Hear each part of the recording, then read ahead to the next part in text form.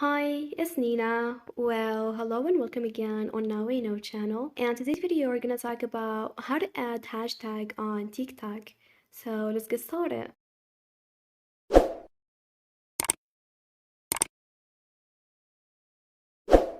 After getting the application, you have to upload a video from your account by tap on the plus at the bottom and choose either from your gallery or if you want to shoot a live video. So I'm gonna make a short video.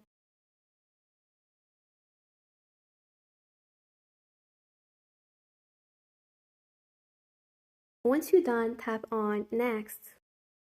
And from here, you can describe your video, which only contain 150 letters.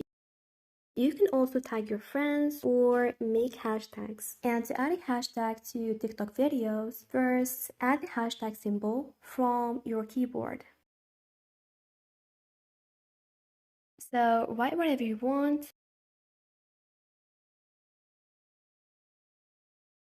But if it contains more than one word, you need to separate them with a dash.